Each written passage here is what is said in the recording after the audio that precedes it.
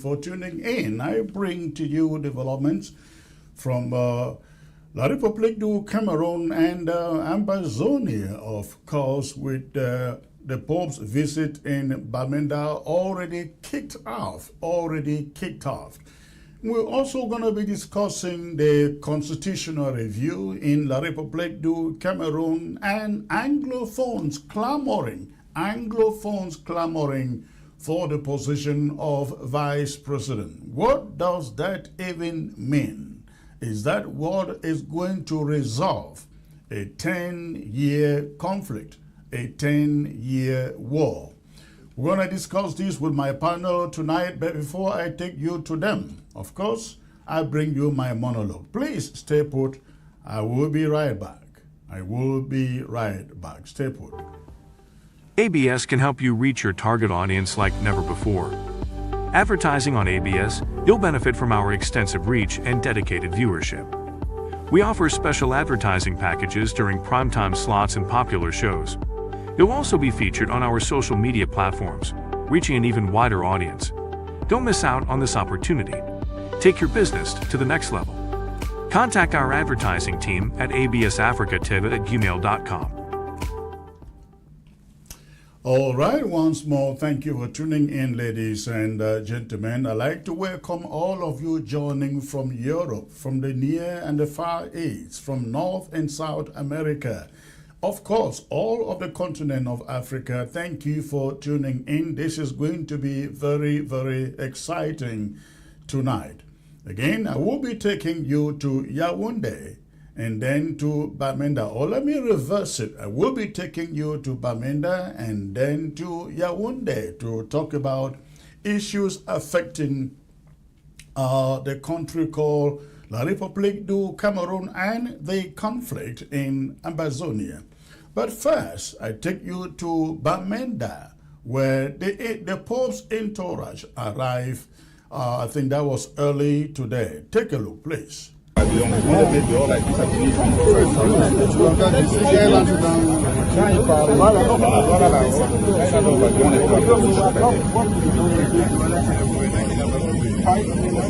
C'est ça, c'est vrai qu'il y a le gouverneur voulait les gens à Douala, on les met à l'intérieur du pavillon. Oh, tu veux mettre ça sur un oui. Il faut qu'on les mette.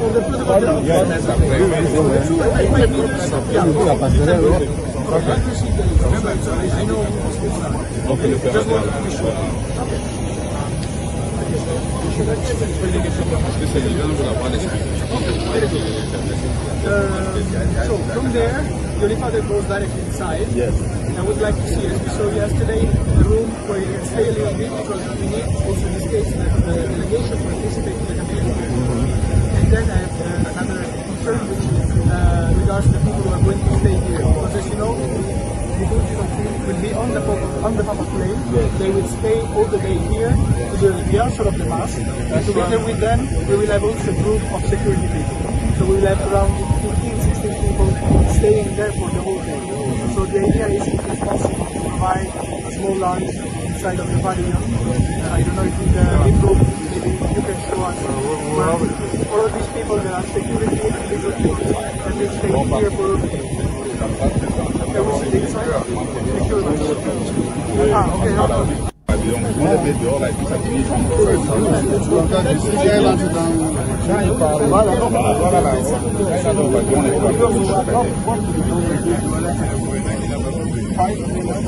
C'est ça, c'est vrai qu'il y a le gouverneur voulait les gens à Douala, on les met à l'intérieur du pavillon. Oh, tu veux mettre ça sur un oui. Il faut qu'on les mette.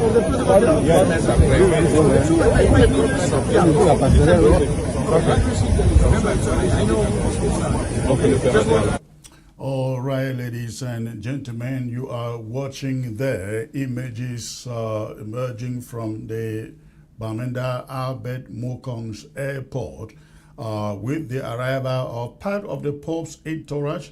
And I am told we are looking here at the Swiss guards arriving from Yaoundé. Bamenda has been put under severe security lock. We learn there are security personnel everywhere in Bamenda. We hope that this is going to be a very successful visit of the Pope to Bamenda.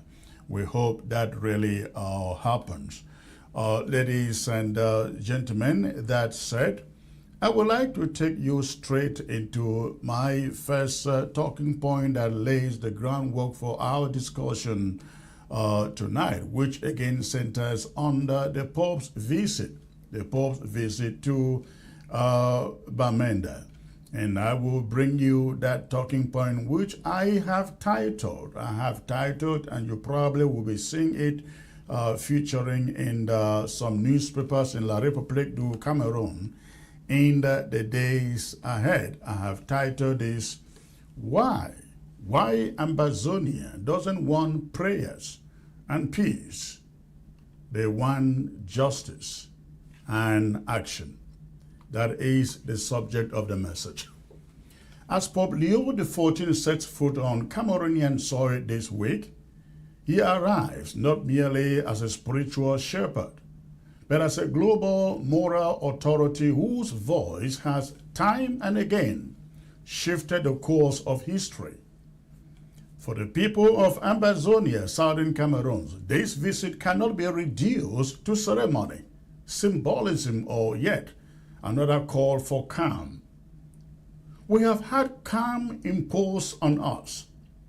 We have been told to be patient. We have been urged to pray. But after decades of marginalization and 10 years of open war, what Ambazonians demand today is not prayer and not the hollow language of peace. We demand justice and action. Let me be clear. Ambazonians are not unfamiliar with prayer. For over 61 years, since the flawed union with Cameroon, our people have lived in prayer, praying for fairness, for dignity, for recognition, and for the simple right to exist as a people with a distinct identity. Prayer is not new to us. It is our daily bread. But prayer without corresponding action has become a ritual of endurance rather than a pathway to liberation.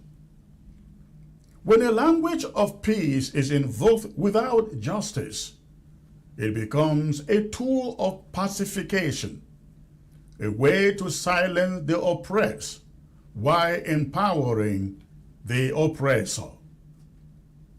History offers us a different model, one that the Vatican itself has embodied. In Mozambique, for example, a brutal civil war raged for years, consuming lives and tearing apart the fabric of a nation. It was not resolved by mere appeal to peace. It was resolved when the Vatican, under the moral guardians of Pope John Paul II, supported direct, structured negotiations between the government of Mozambique and rebel forces through the community of St. Egidio. The rebels were not dismissed as terrorists to be annihilated. They were recognized as stakeholders in a conflict that required dialogue. The result was the 1992 Rome Peace Accords, an enduring testament to what happens when moral authority is paired with decisive action. Similarly, in South Sudan, amidst ongoing conflict, Pope Francis did not wait for conditions to become ideal. He intervened in the midst of chaos, summoning rival leaders, and in an extraordinary act of humility, as you see on your screen, kneeling to kiss their feet as he pleaded for peace. That gesture was not weakness. It was a profound exercise of moral force. It sent a message that neutrality does not mean passivity, and that the Vatican can and must act even when conflicts are unresolved.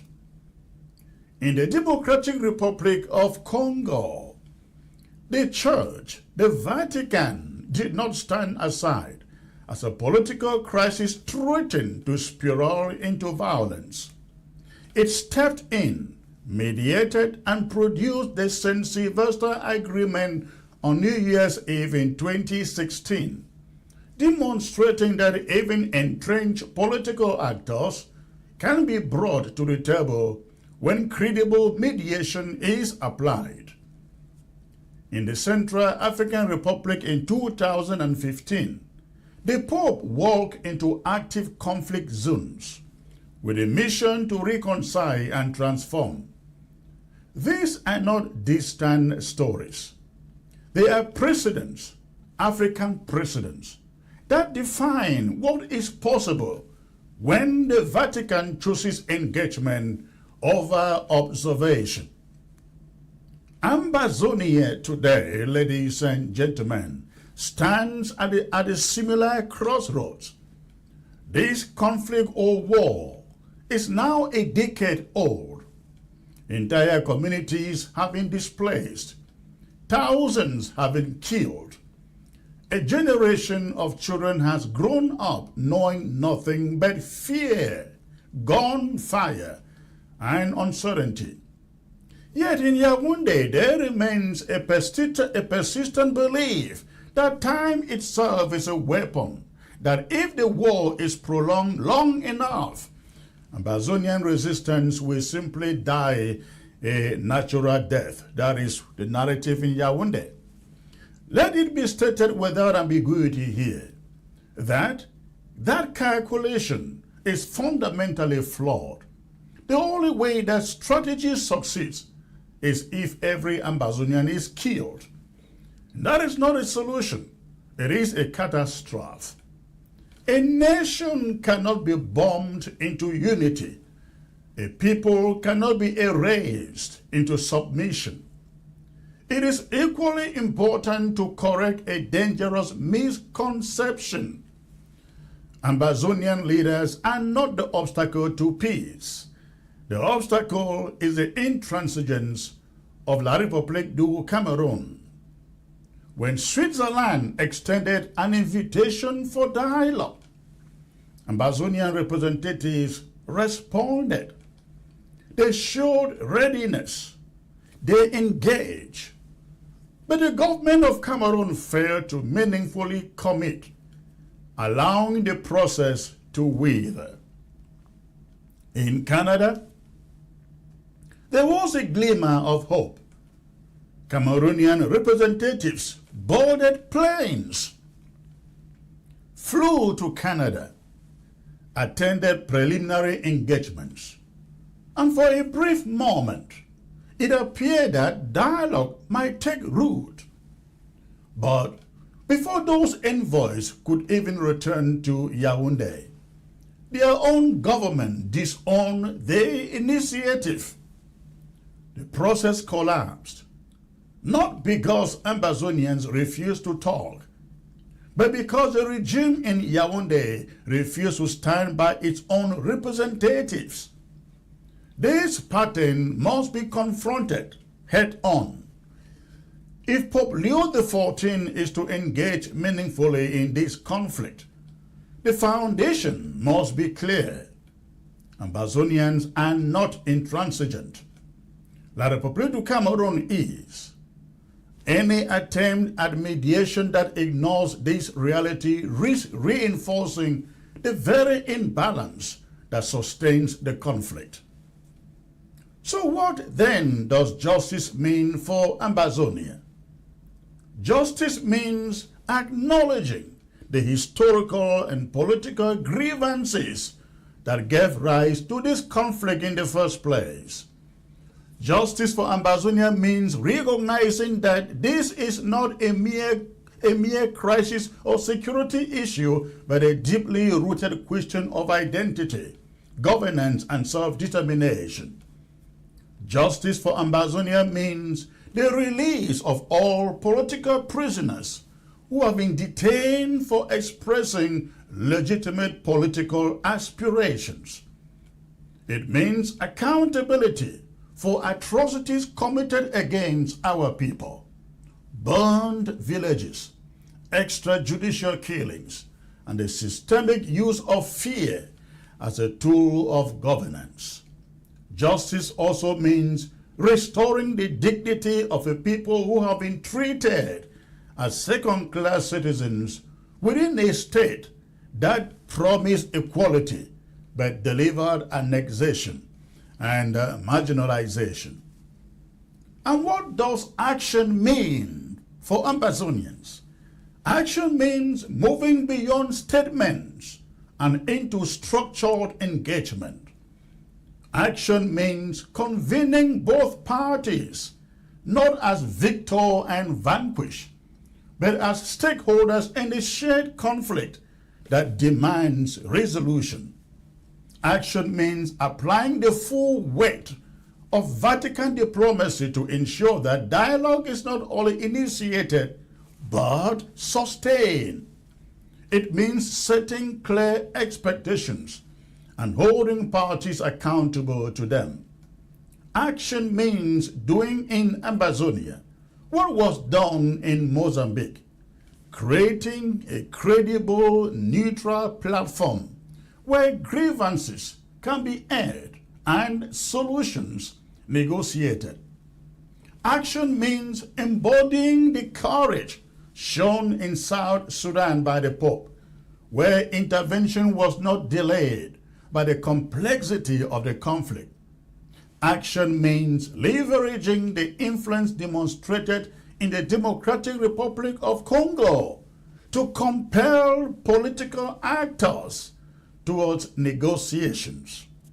Above all, action means refusing to allow this conflict to drift into obscurity while lives continue to be lost. Ambazonia does not ask for the impossible. We ask for what has been done before. We ask that Pope Leo XIV borrow from the legacy of Pope John Paul II and Pope Francis, that you bring the same courage, the same moral clarity, and the same willingness to act to this conflict. We do not reject peace. We reject the illusion of peace without justice. We do not dismiss prayer. We reject the substitution of prayer for action. History will not remember how many prayers were offered for Ambazonia. It will remember whether those prayers were accompanied by the courage to act. It will remember whether, in the face of suffering, the world's most influential moral authority choose comfort or choose intervention. The question before Pope Leo XIV is therefore very simple as he arrives in Bamenda. Will this visit be remembered as a gesture or as a turning point? And that is my talking point, ladies and gentlemen. Now I take you into my panel for the day before I bring the other subject also of the day. I am being joined from Boston, Massachusetts by the one and only Professor Ben Akil. Prof, it's a pleasure to have you, sir. Thank you very much, Mr. Anu, for inviting me to this show. I'm from Syracuse, New York. We did meet at Boston, Massachusetts. Wonderful. It's a great pleasure to have you join this set once more. We are also being joined from Europe. I believe this should be 4-7. I guess this should be Belgium, if I'm wrong. Correct me, comrade. We are being joined from Belgium for the first time, ladies and gentlemen. Namata Lakoy. I hope I got it right. Welcome to the show, sir. Thank you. You are joining Actually, from Belgium, am I correct? no. It's not. It's not Belgium. It's Norway. Oslo. Norway. Okay, You okay. know, Thank you. Thank we are you. from the Okay, heart of it's the a pleasure. Scandinavian It's a pleasure. And we are side. also being joined from somewhere in Nigeria, the one and only Shea himself. Good to have you back here, sir.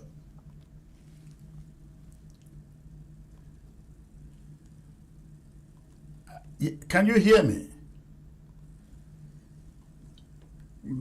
Shay, can you hear me? Your microphone is not on. Your microphone is not on.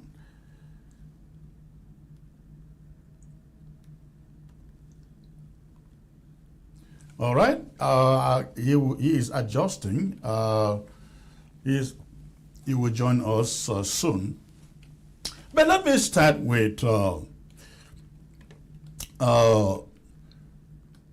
Prof. Ben Aki joining me from Massachusetts. Prof. Ben, you definitely listen to my monologue. We do not want prayers. We've had a lot of prayers, and we are still praying, even up to today, for a solution to the conflict in the Ambazonia. Tell me if I'm wrong in asking the Pope what we want is justice and action as a priority, sir. I think you are absolutely right. If you think of all the Abrahamic religions, you can condense the essence to two things: the love of God and a passion for justice. So you're absolutely right to say that the foundation of harmony in a country must be based on justice. But whether the Pope is the one or who can give us that justice is a different question. But definitely, the Pope, as a moral authority, must look at a situation as complex as ours and prioritize justice as the foundation for the solution. Thank you. Let me move to Lakoy. Tell me, you also listened to my monologue, and I have basically said that what we want in Ambazonia at the moment from the Pope, that is, if there is anything he can do, is not prayers and peace. We want justice and action. Am I wrong there, sir?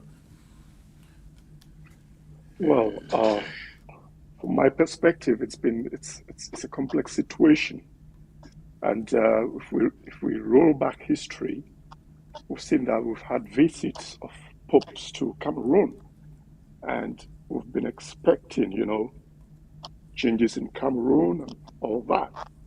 But then we've not really felt or seen the influence of the Pope in the political unfoldings in Cameroon. However, we have not given hope. The people of Cameroon have not given hope.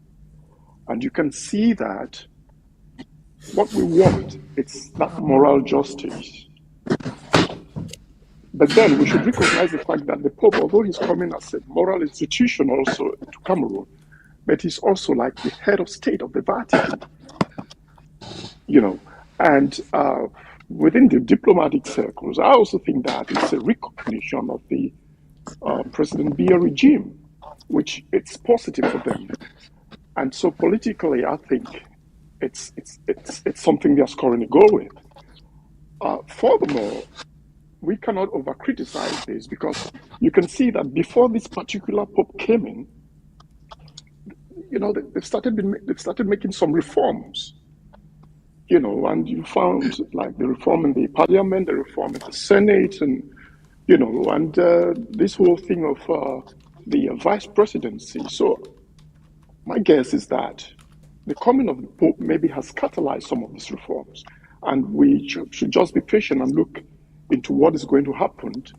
And let's hope that this moral authority is translated into some political reforms. That's my perspective. Thank you. We are going to get into the details of the political reforms taking place in La République du Cameroon, but I think let's dwell a little bit on the Ambazonia because we're going to dwell on the La République du Cameroon as a subject. Let me bring in Shay. Shay, I hope you can, I think your microphone is good now. If you can bend your camera slightly, please. That would be wonderful. Is that better? Yeah, bend it slightly more. Oh, Is that okay. better? Thank you. You also listened to my monologue, and you are very close to ground zero where you are. Tell me, am I wrong in saying that what Ambazonians require at this moment from the person of the Pope's authority is justice and not just prayer and peace? Because we've heard a lot of peace, without any corresponding action to see that there is peace. So tell me, am I okay in my monologue there? Good evening, televiewers of ABS TV, and good evening to my colleagues on the panel. And thank you once more for inviting me, and I'm glad to be part of this show.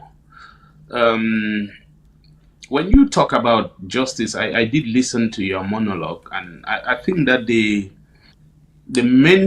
core issue of justice is that is the foundation for peace. That's the first thing we need to know. And there is no lasting peace without sustainable justice. So peace without justice probably is just like throwing water on the deck's back.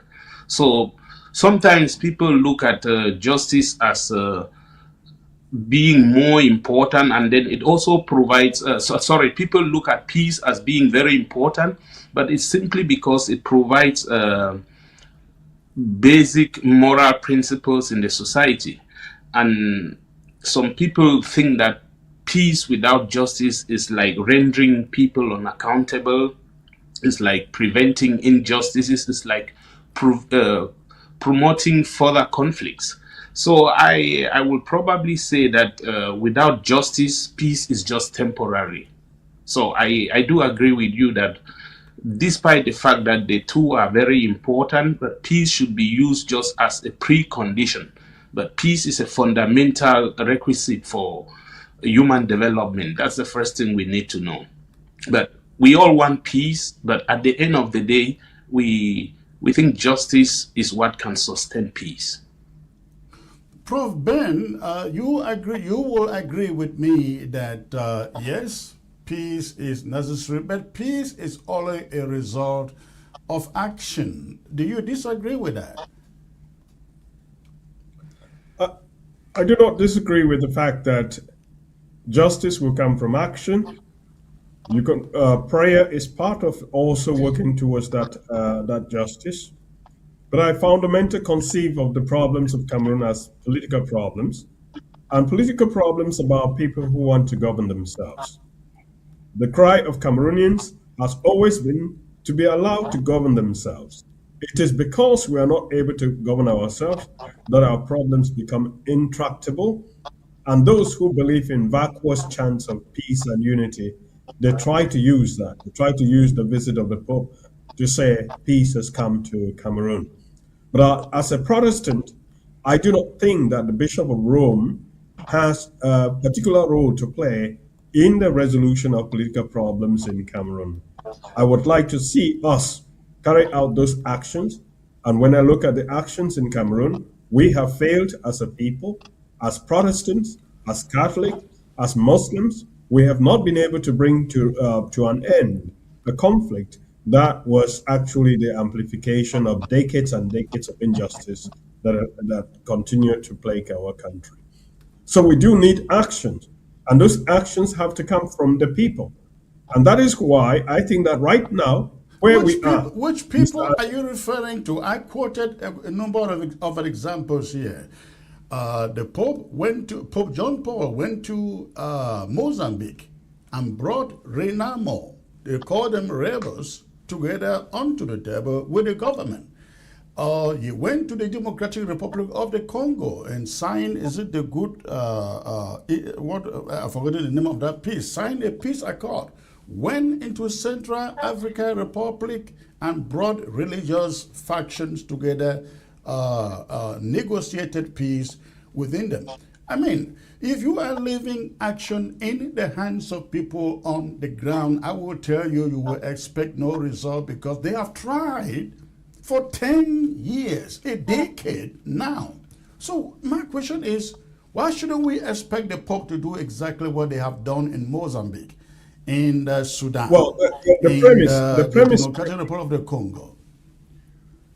the premise of your question, Mr. Anu. Can I go ahead? Yes, go on.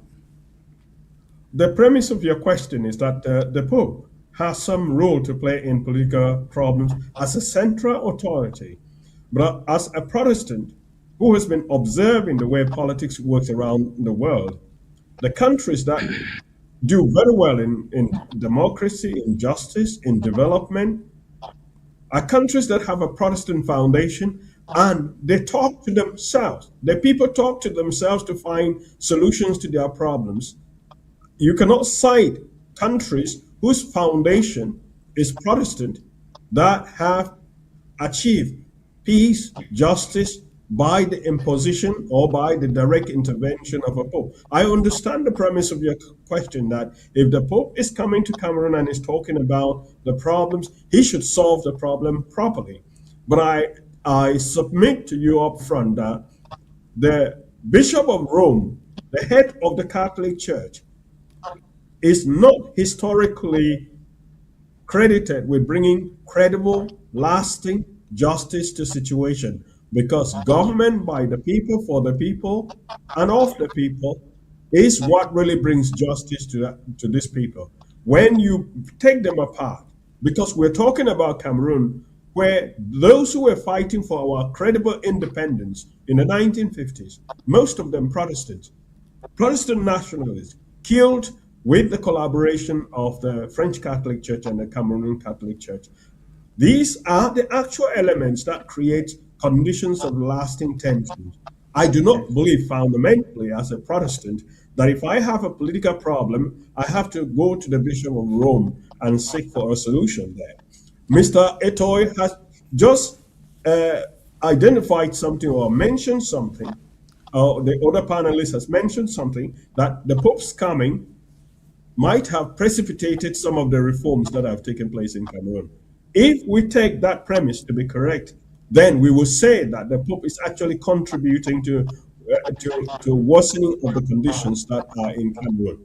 Not only is the Pope not helpful, the Pope is charting a different path to another 40 years of Cameroon walking in the wilderness. Whereas what we need is Cameroonians talking to them to one another and finding a solution to their problems. I don't think I understand your logic there because you will agree with me that for 10 years, Cameroonians have been talking to themselves to no avail, to no result. And I also mentioned we've been to Switzerland to talk to ourselves. There's been no solution. We've been to Canada to talk to ourselves. There's been no solution. And when we find an example where the Pope, the Vatican, has been able to broker peace or negotiations in different parts of the world, why are we different? Why don't we have the same expectation?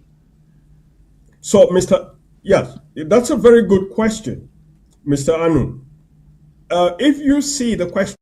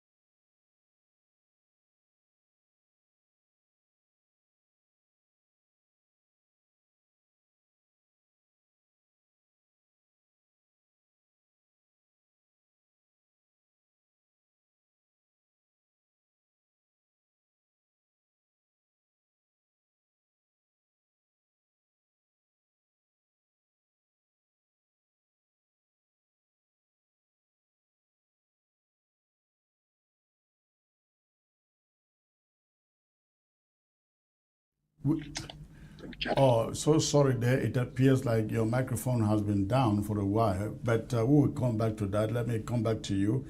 There is no doubt, the Pope is not coming to Cameroon to lecture them on how to write their constitution or revise their constitution. He is coming to Cameroon to say to Mr. Biya, it is time for you to consider stepping aside, getting a rest, enjoy your retirement, to which I guess Mr. Biya will respond, I'm appointing my vice president very soon who is going to take over from me, and the Pope will leave. And the Pope will leave. Of course, he will talk about the Ambazonian conflict, which is the subject of the subject we are discussing here. He will tell Mr. Biya, you need to sit down on the table with these people. And I like one thing which I quoted about Mozambique. The Pope John Paul II, went to Mozambique. Renamo fighters internally by the Mozambican government were called terrorists. But you know what? The Pope said you have to sit down with the terrorists and discuss with them. And it happened. So we are expecting a lot of people to Cameroon call some of us terrorists. They call Ambazonian fighters terrorists. But we are hoping that the Pope prevails on that regime to say, you need peace, you want peace. There is no other way but sitting down with these people to talk peace and justice with them. This is what we are expecting from him. We're not expecting him to bring back Issa Chiroma. And let me assure you, I really don't see Issa Chiroma going anywhere in that country as far as leadership is concerned. It is over. Let me give you the chance because your microphone was down. I think your last statement that it's over for our president, our legitimate president of Cameroon, is a very serious misreading of the political landscape.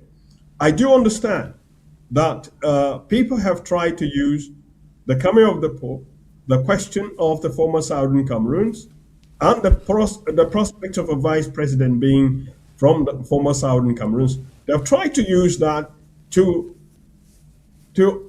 cover up the main problem. We are in an electoral suspense, and the National Assembly is illegitimate. The president who is illegitimate, the National Assembly that is illegitimate, cannot amend the Constitution for the sole purpose of escaping the judgment of the people of Cameroon, who are the true sovereign of that country. So anybody who thinks that it is over for Mr. Issa Chiroma Bakari, the president-elect of Cameroon, is very gravely misreading the political situation, and it would become obvious after the Pope has left Cameroon. The political climate is going to ratchet up, and it will end with the dishonorable departure of Mr. Paul Biya from the presidency of Cameroon. That is the fight. I do not think the Pope is going to contribute towards that. His contribution is to the pacification of the people who want that justice. And once he would have come and visited and left, some people who are giving him a benefit of the doubt that he can contribute to re-establishing the truth of the ballot box will realize that he was playing on the opposite camp, either naively or knowingly. But in any case, the truth is that, Mr. Chris Anu, you will be invited to the inauguration of Mr. Issa Chiroma Bakari as the third president of Cameroon. There is no question about that. This is our country. We're going to make it happen. Well, I will, I cannot escape that. I will come as his friend. I'm his friend, right? I will come, and then once it is over, we will invite him for the inauguration in Boya. And we'll fix the problems of Ambazonia, and we'll become one people as a federation. Well, we will get there. We will see. Let me get to Mr. Eto'o. Now, many people do not know that Mr. Eto'o here, joining me, is the son of former Minister Benjamin Eto'o. former Minister Benjamin Eto'o. I mean, Benjamin Eto'o is a household name in Ambazonia, and it is interesting. It is very interesting to hear his point of view on the issues afflicting Cameroon and Ambazonia at the moment, considering that his father was there, has been there, is still there, working in the system. But I give him one check mark, one pass mark. The 1991 tripartite in which he spoke, Benjamin Eto'o spoke boldly for a federal Cameroon, in which the 1961 status, the federal status, was restored. He was, I think he was Minister of Tourism and then Minister of something else, but he is now functioning within the system in different capacities. But again, I am being joined here by Namata Lakoy Eto'o. If I may ask you, how is your father, sir? Yes, I would always address my father, Lord Justice Benjamin Eto'o. Justice Benjamin Eto'o, correct. I add Lord on it, he deserves that title as well, because he's been a very politically prosperous man. And he's worked across the administration and has served His Excellency Paul Biya, and he has also served the United Nations. So he's an international figure and representative. The thing is, he's, when you're in the politics, like the politics in which he is, right? He has his loyalty to His Excellency Paul Biya. That's the person he grew with, and he believes that loyalty is everything. So it's about loyalty. However, he understands the English-speaking Cameroonian situation and the problems. And, I will not read into what is in there in him, but what I think is that he's someone who would support reforms related to federalism. I think he would support that. But if it has to do with the Ambazonia state or the separatist, that I have a very big question mark. However, I can speak for him or I can think for him because I belong to a different generation. He is from a different generation and in a different system and in different kind of politics. But now we are the new generation. And they will be moving away and will be those to take upon affairs. You, Mr. Anu, I, Mr. Namata Eto'o, you, Mr. Benaki, Frank Biya, you've got a lot of people who would call here of our generation who will be those to move the country ahead. And we've had a really complex situation, difficult situation, because it's been the same system, But I think that if I would respond generally is that, the system has been methodic and systematic, and we've been part of enabling that system. The Cameroonian people, especially those they vote to lead them, have been enabling the system. And His Excellency Paul Biya is just playing his politics. And I'll still give him the word he's excellent, because he's been excellent in understanding the political landscape and, playing his politics. But it is for us to change the dynamics. And I think we can do it. So let's hope for that. Yeah. I keep hearing from you and Ben saying we can do it. But my argument is that we've had war raging for 10 years. October will make it 10 years. We have not done it. Why don't we seek this help, this available help, to get it done?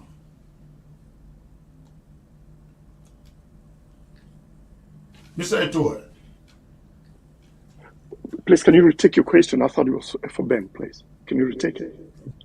Yeah, I said I hear constantly from you and Prof. Aki the idea that we can just sit down and figure these things out. And I'm saying for 10 years we have not figured out. And I mean, when I say we, I mean I'm actually referring to the state of Cameroon. Ambazonia has been ready to sit down and figure out an end to this conflict, but La Republic has not. Now, when you take it into their internal problems, they have not been able to figure out their election issues. They've not been able to figure out their electoral code, talk less of election results. But you have an opportunity in the visit of a man like this who has negotiated peace around the world. Why do you keep saying we can, when you have an opportunity for a man like this with a pedigree for negotiations to have? Yes, I think I would like to give my perspective on this, and especially as we have the Pope visiting. You think that you cited the situation in Mozambique, you cited the situation in the Congo, where the Popes, they intervened. And I want to think that the power dynamics there were different and the political dynamics there were different. The examples are good, and those are examples that this Pope should consider. However, he's coming there, and the power dynamics in Yaoundé, they could just be different. So we can't really make so much comparison about that, because it's about these different countries and how they want to approach their situation. So the Pope cannot really make some magic. I think he will do his best to see that there are reforms and that the people who've been in conflict in the southern Cameroon region and also in this French-speaking region, they come together, you know. So that is going to happen. I think it is going to happen. You may think it's difficult, but, you know, if you hold on something and you believe in it and you work on it, it's going to come. So when I say we, it's because we have a generation that's facing out. You know, whether people resist something, there's a call from nature, and people are going to face out and leave the scene. You know, and you can never say for sure that, okay, like some people would say that if His Excellency Paul Biya is leaving the scene, he's going to lay things in place for another person, maybe his son Frank Biya, or maybe this current Minister of Finance Motose, or maybe let's say the Prime Minister Dion Gute. You know, when we have a new face in politics, it's not going to be the same. The dynamics will be different. The thinking will be different. The perspective will be different. I believe so. And you have been making yourself relevant for how many years, Mr. Anu? And if you continue to make yourself relevant, but you rebrand yourself correctly, I think that someday you'll be celebrating the liberation of the entire Cameroon. Believe in that. Well, we will see, but let me get to Shay to see if he is in agreement that let's wait and do this all by ourselves as you guys suggest. Shay, please. Please, could you take your question again? Sorry? Can you hear me, please? I can hear you, 515. Yeah, please, could you take your question again, please? Yeah, my question is, you have Eto'o and Prof. Ben suggesting that, no, we are capable of taking this thing, resolving this conflict and the political situation in La Republic du Cameroon by ourselves. But we realize, again, for 10 years, the conflict in Ambazonia has not been resolved, not because we do not want to, but because La Republique du Cameroon doesn't have the will. Now you go into their own internal conflict of electoral code, election results, and they cannot fix it. They go and they revise the constitution and nobody talks about election. Think about it. And yet Isa Jeremiah is still in exile. Nobody is talking about that. Why does somebody think that the solution can come from within? First of all, extend my respect for their opinion, especially those who think that the solution can come from within. But let's assume that this was going to be the case. Where is the political will? That's the first thing we are asking them, because we have had a series of events where Cameroon has been given opportunities to resolve these problems. Generally, you understand that the people who stand on the way to resolve the conflict in Cameroon, we have different kinds of people. We have our elites in the first place, those people we call sellouts, the traitors, and so on. Just that handful who only think about their belly. Those who think that if probably the Anglophone problem is resolved, they will become losers. And they are using this opportunity to enrich themselves. This comes under the topic of what we call the war economy, where a few are the ones benefiting from the conflict, and irrespective of the bloodshed, of how many people are suffering, of how crumbling the country is undergoing. And then you also have the elite, not only our own Anglophone elites, we also have a handful of, I think Cameroon is ruled by, if there are many, if this number is much, I think about 15 people are the ones ruling Cameroon, where you have the Ngongos and the Famindongos, maybe the Atanganjis. I'm adding Atanganji because it's like an office boy who is always trying to please his master. Then we have the Shantai Bias, and then we have the Frank Bias, we have the Motaze, and so on. All these people have taken the country under hostage. And if this was going to be the case, I think Cameroonians would have stood up to fight for the liberation of their country. And I think they don't even have the will. They have surrendered into fate and are waiting only for a miracle to happen. And this is what leads us to the visit of the Pope, where most people are of the opinion that maybe his visit will broker peace and probably bring an end to this conflict. But why is it so? As you said in your monologue, if we look at the role that the Pope played between Chile and Argentina, I think that was in 1984, am I right? When Pope John Paul II, he successfully mediated a territorial dispute that brought the two nations to the brink, or that was almost bringing the two nations to the brink of war. Then we also have Mozambique Civil War, which I think was in 1990 to 1992, yeah, where the Vatican, along with the community of San Egego, facilitated peace talks and in Rome, and that ended the 16-year-old long civil war. Then we also have I think there was a conflict also in 1914 between the US-Cuba relationship. We saw the rule of the Pope, where he played a direct role in brokering the thaw in diplomatic relationships. We also have the Guatemala Civil War in the 90s, which the Vatican played a major role. And the last one, which showed the footages, the pictures of you showing the Pope kissing the feet of, I think, diplomats or political leaders in South Sudan. Sudan, that was in Sudan and Mashar. Yeah, and that should be around 2020. Am I right? 2015, I believe.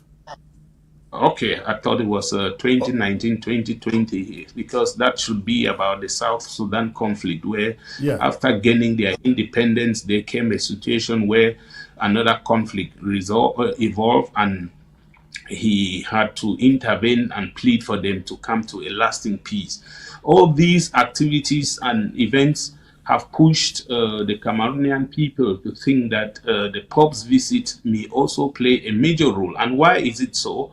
The reason is simply because people have been asking why the Pope is visiting Africa.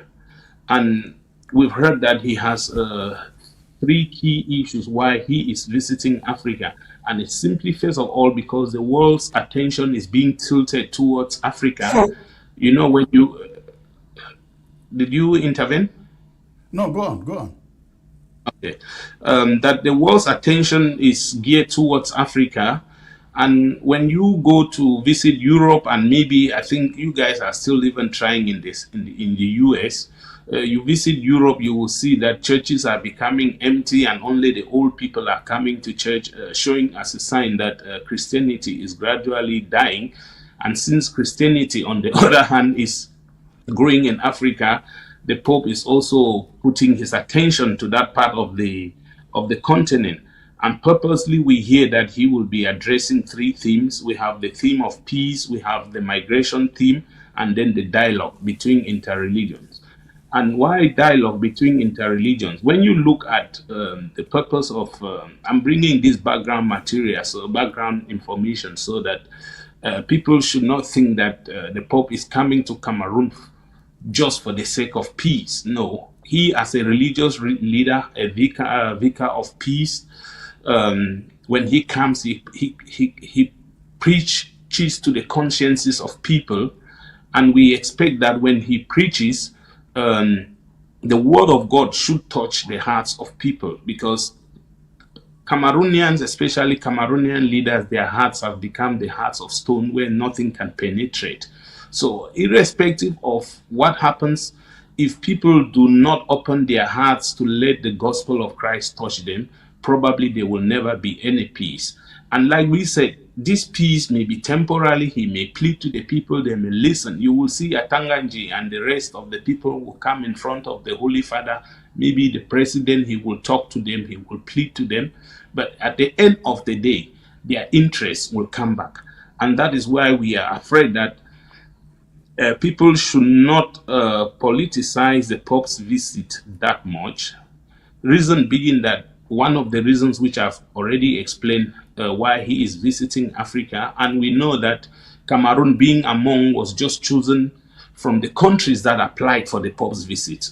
We heard the Archbishop of Bamenda said the other day, Archbishop Mkeya, that they visited Yaoundé before the elections, when we saw other groups visiting to the palace and getting some envelopes.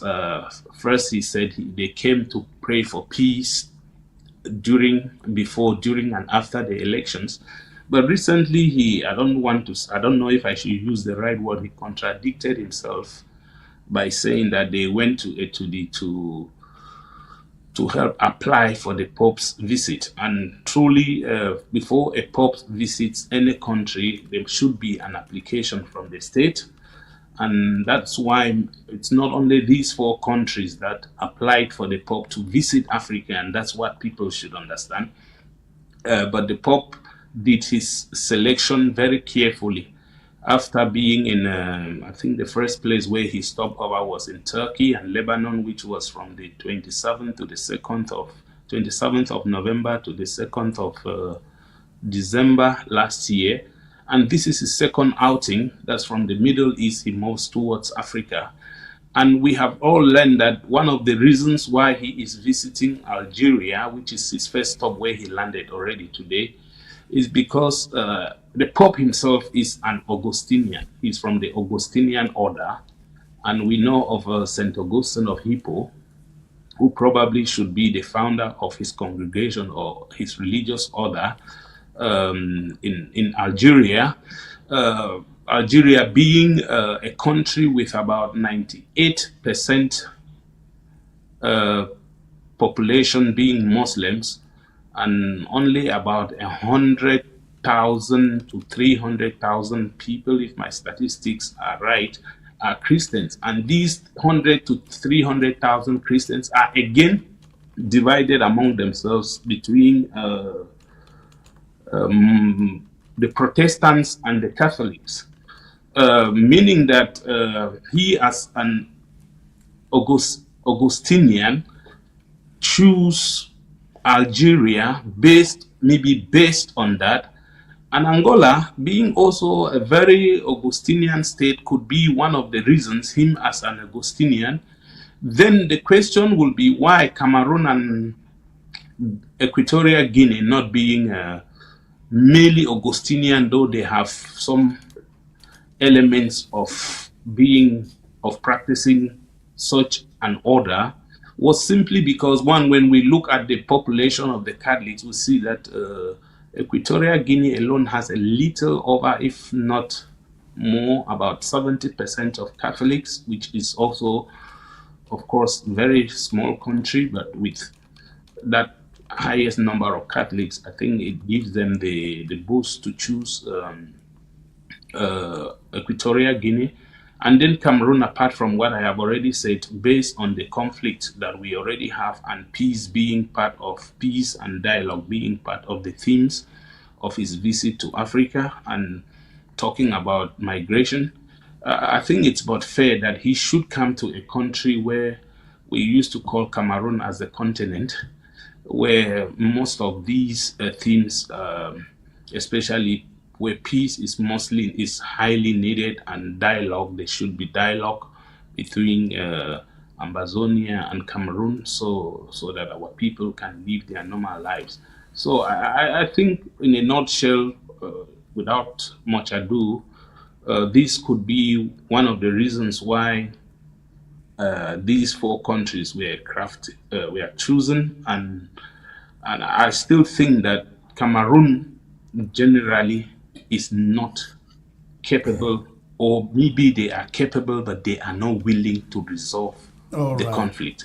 And that is why, and just my last word, that is why I think when you see the bishops go to seek the permission of the state to invite the Pope, I think they also see it as a window which they could take one stone and shoot many birds. There is no reason why we cannot hope. I mean, his coming, since we have seen the previous countries where the Pope has played a major role in peace, I think we too, anyone who doesn't hope, they say faith without hope is death. Anyone who doesn't hope for this probably should be someone with despair. But let's give peace a chance. But like we said, peace without justice is just temporary. Thank you.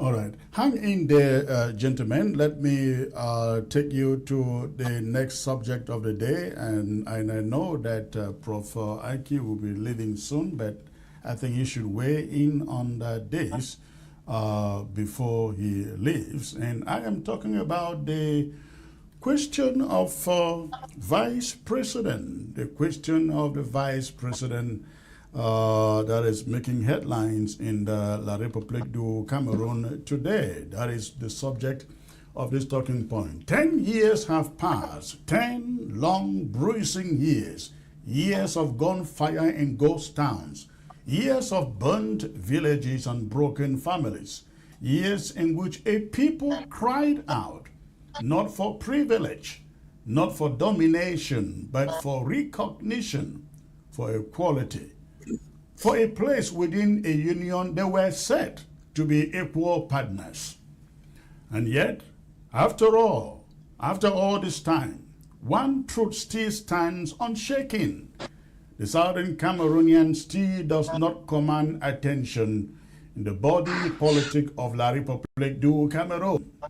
Not in power, not in policy, not even in perception.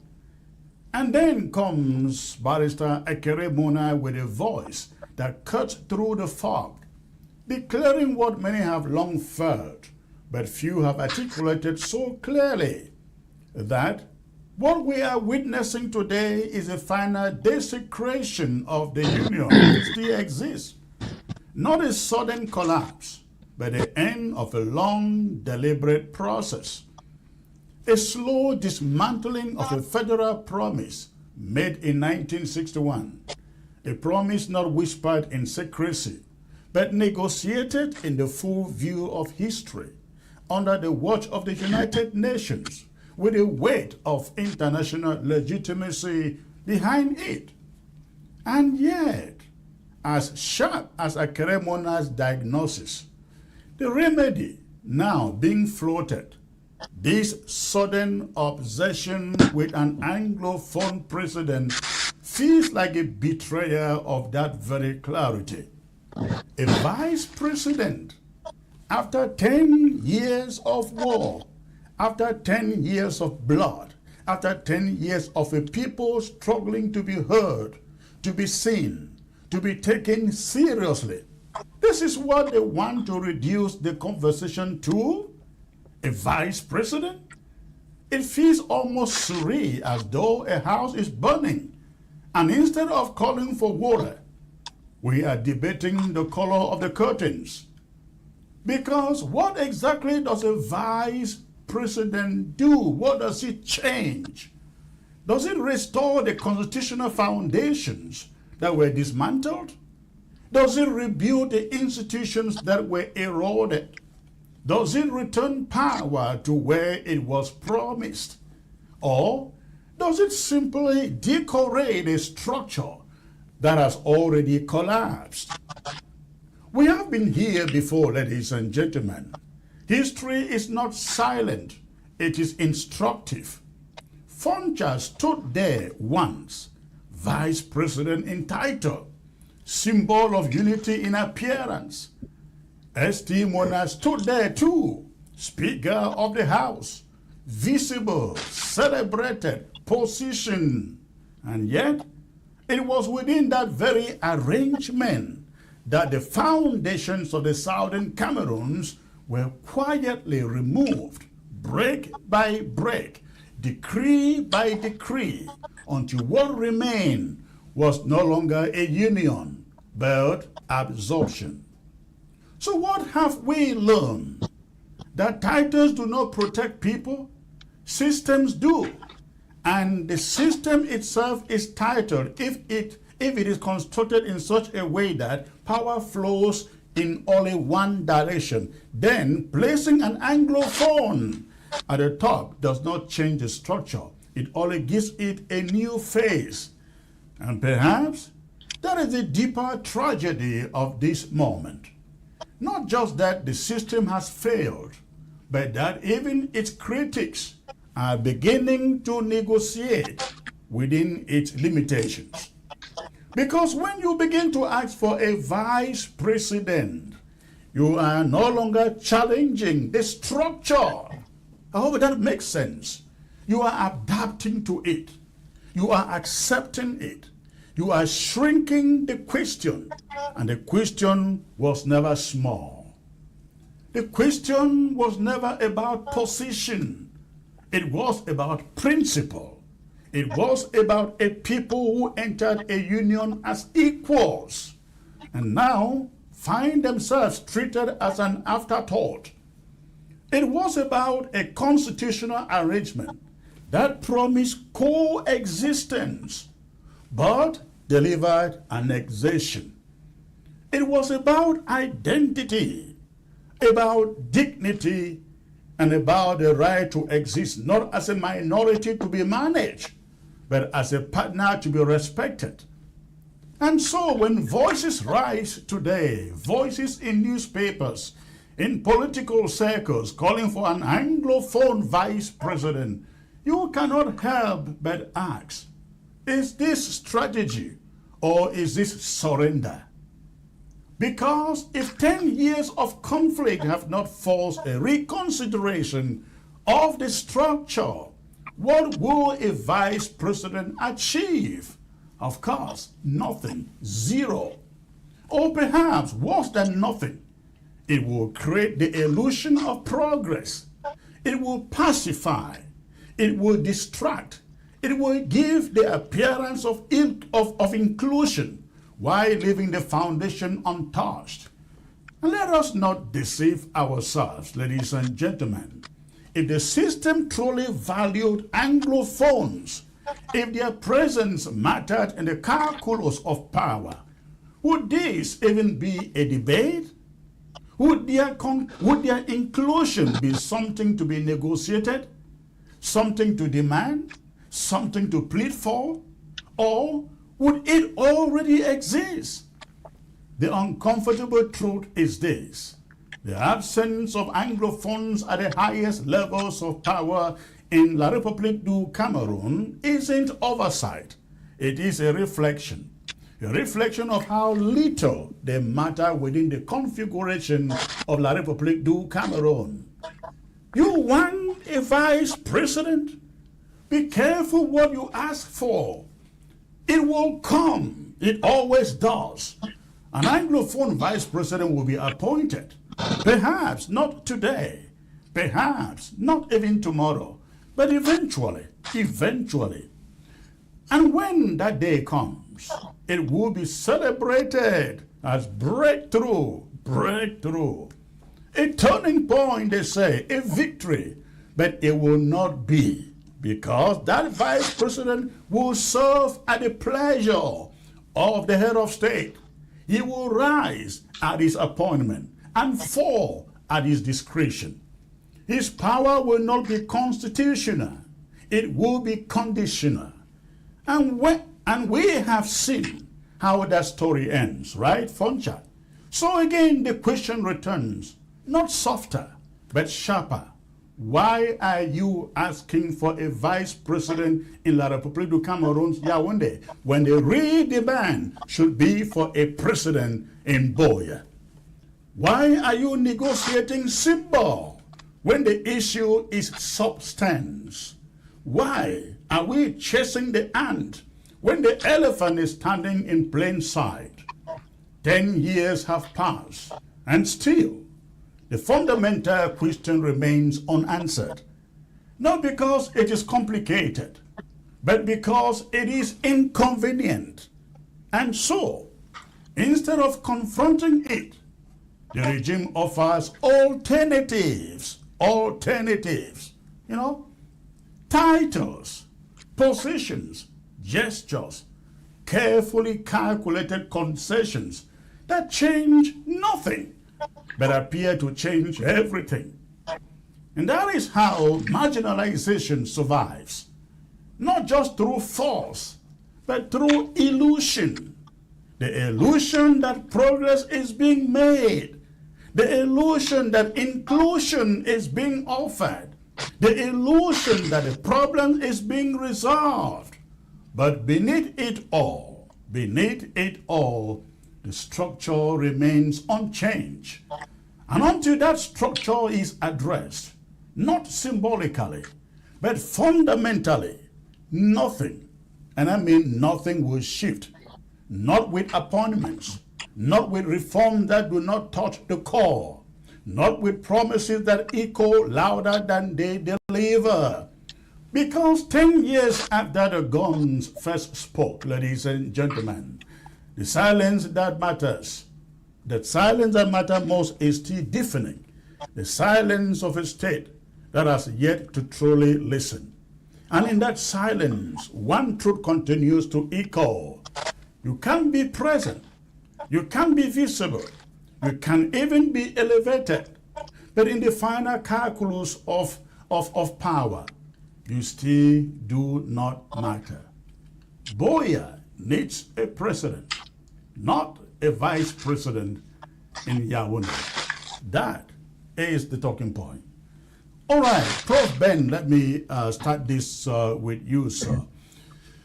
We need a president in Boya. Tell me why you keep fighting. You are running a foundation called, correct me if I'm wrong, the Restoration of the Sovereignty of Cameroon.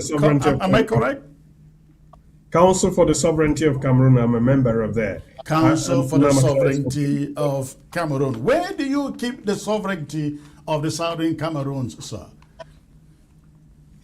Cameroon is our country, and the former Southern Cameroon is a proud part of that country, of the union between former French Cameroon and former British Southern Cameroons. Our fight is to have a foundation, a system of government that is federal in nature and that respects the contract of reunification. That is the real fight. Now, you have rightly pointed out that those who are celebrating or even begging on their knees and listing the names of people of former Southern Cameroons as potential vice presidents, they misunderstand greatly the challenge that is facing us. We understand clearly that those of us who think that we can salvage the union with former French Cameroon, we stand very strongly demanding federalism, demanding for the respect of the principles of constitutional democracy. And we have respect for our brothers and sisters who say our way of life is so different. We want to be independent. But we hope that if we can bring federalism, we'll win them over to the beauty of the idea of being together as one country. But you have set it up properly. The question of our vice president, created by somebody who has lost the election, created with a parliament that has exhausted its former constitutional mandate, is only there by manipulation. That is absolutely nothing to be considered. Let us think about the place of the people of former Southern Cameroons in Cameroon. We can win elections nationally. We don't want somebody to be handing us anything on a plate. For example, in 1965, many people will attest to this truth. If Foncha went up against Ahijo in that election, Foncha would have defeated Ahijo. That's a fact. That means a person of former Southern Cameroon's origin, despite our small portion of the national population, would have come to the presidency. In 1992, the people of Cameroon came together and voted Ni John Frundi as their next president. That was a person of former Southern Cameroon's origin. So these two facts are there. We can win elections in Cameroon. But right now, we have an electoral suspense.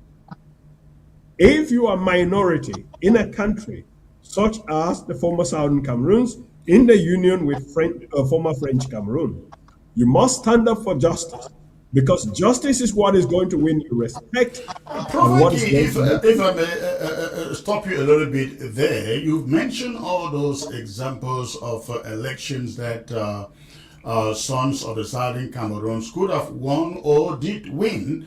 And you mentioned Foncha, you mentioned Frundi, but go past Frundi, you would also mention Kamto, that Kamto won in 2018. You will mention Issa Chiroma that he won in 2025. But none of these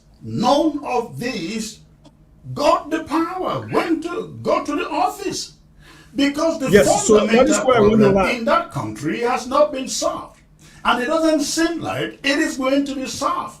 They rush to the National Assembly and people are crying electoral code, and what they do is insert the position of a vice president. They do nothing about the electoral complaints, electoral code, and so on. So why do you think that anybody from the Southern Cameroon can be president in the Republic of Cameroon, instead of we saying, let us get our sovereignty and get our own president in Boya?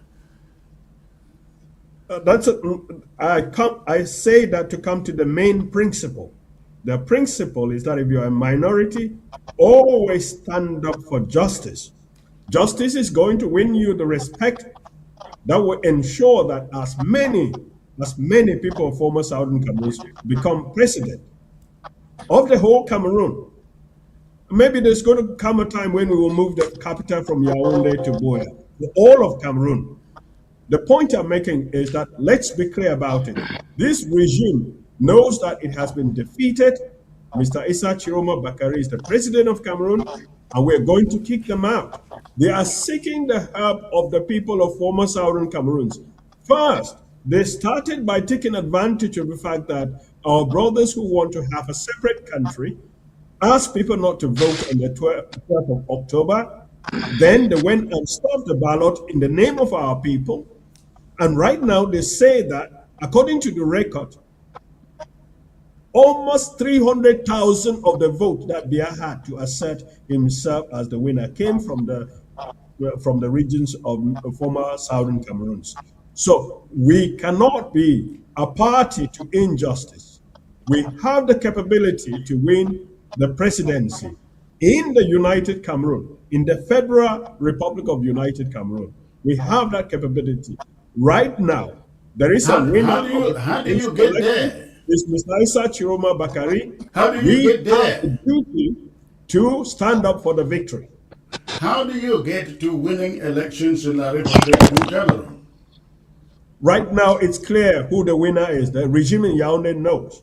We are going to Everybody go to knows the that. street. Everybody knows that. Mr. Everybody Anu, knows that. let me But finish the my person point. who is said to have won is the one living in exile. How does he get to We are organizing, Yaoundé? Mr. Anu. Mr. Anu, give us a couple of weeks after the Pope comes and goes. Give a couple of weeks. The people of Cameroon will come together, take to the street, and many other activities which I cannot disclose here to you. This will happen.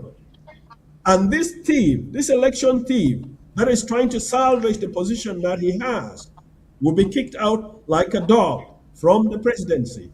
This man will become. The problem, though, Prof, is that we have heard that. The problem, Prof, though, is we have heard that before. We were told, just give us December. December came and passed, nothing. We were told, just give us February. We are coming. February is come and gone, nothing. Now, if the people, if Cameroonians, a lot of Africans feel that they won this election and it was taken away from them, and they could not stage a protest for 1 week at the proclamation of those elections, do you think the visit of the Pope will get them back to the streets? It's not the visit of the Pope. You're right in your skepticism. It is not the visit of the Pope, and I can apologize on the behalf of those of us who are activists and organizing. There has been some tension. There has been some problem of coordination behind the scene. But I can tell you, Mr. Anu, that problem has been solved. Mr. Biya will be kicked out.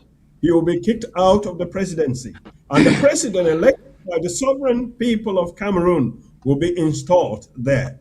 This constitutional amendment has no bearing whatsoever. Mr. Biya is not the president of Cameroon. We are experiencing an electoral suspense since the October 12, 2025. Everybody in Cameroon knows who the winner of that election is. The people will enforce that, and they will enforce it after they have compelled the election thief, Mr. Biya and his gang, to leave the presidency like dogs, like animals, like beasts that they have transformed themselves to be, taking away the power of the people. I think it's going to happen. I think Mr. Pierre disagree with you. The idea that Cameroonians should still be looking up to the coming of Issa Chiroma. I think most Cameroonians do not see that happening. Let me get a Pierre in here, please.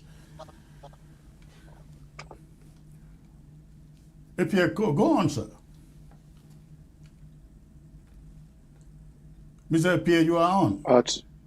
Eto'o. You mean Eto'o? Eto'o, sorry. Yes, Eto'o, I'm so sorry. Yes, that's why I didn't respond. So what do you want I should answer? Is it like the next segment of talking about Chiroma, or the principal question of why not the president? Boya president or Yaoundé president?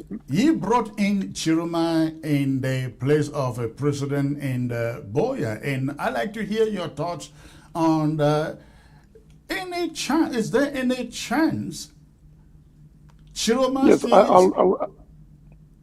Yes, is there any chance Chiroma returns to Cameroon and get to the presidency? Mr. Anu, I cannot be able to weigh into that enough, but I have my perspective. Because in politics, we found there have been really dramatic situations that come afterwards. But for now, the person in charge of Yaoundé is President Paul Biya.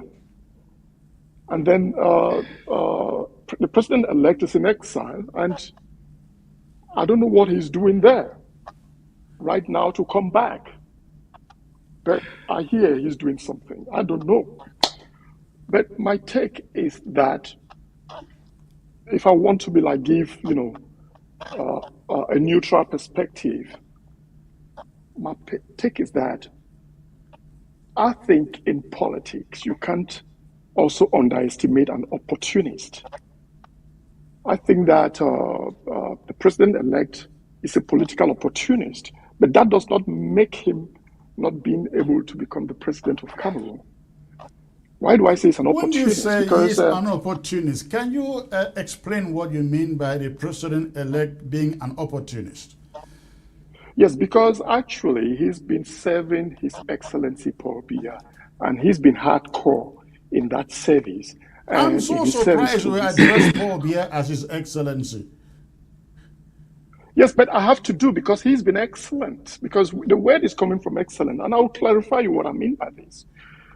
You see, people always look at things in a good way, but that's not how you should look at things. Because it's like in the world we have Satan the other side, we have God the other side, but these are all the construction of God, whether you agree or disagree. And so Satan has been excellent in his own domain, and the people worship him and create things and do even this program you are holding here. You're on TV. You could do all these. It's part of the inventions of Satanists. So I would like you to understand that.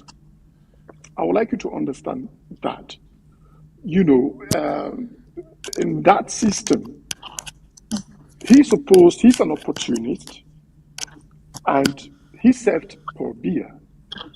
For me, I was surprised that he abandoned him and created his own following. But that usually happens. And if he's done that and he won the election, I give him credit for that. But then, politics being what it is, and the ballot box sometimes becomes something else. So he made his judgments and left the country. So when I talk about him being an opportunist and himself and Paul Biya, I respect the fact that, well, it's a claim that he won, but I see him as an opportunist who would have maybe maintained his service to President Paul Biya because that's what he's been serving. But if he chose to go the other way and claim that he wants to liberate Cameroonians, I want to believe in it, and also because these are different voices. The reason I'm here in your TV is not because I agree with you, but I see you as a voice, and I'm another voice, but we may have certain things in common. So my perspective about Issa Chiroma, whether he's going to come back and take over power, I'm not the one to make a reading into that. We don't even know what the presidency is planning. We don't know anything. Everything we are throwing out there in the air, it's just some speculations. He may not come back in 1 year. He may not come back over a long time. But we don't know what the next power dynamics will be in Cameroon, the next 4 years or whatever. So we cannot say that he's totally disappeared in the scene because we don't know. We cannot claim to know what we don't know. Now, if I may take you back to the question of the segment, a president in Boya, an Anglophone president in Boya, I'm using their terminology, not an Anglophone vice president in La République du Cameroon. These are as different as day and night. You live with your dad, the former Justice Minister Benjamin Eto'o, and he served in that country. It was under them. It was under him as Justice Minister that the Anglo-Saxon legal system was eroded. I mean, the erosion started from that period.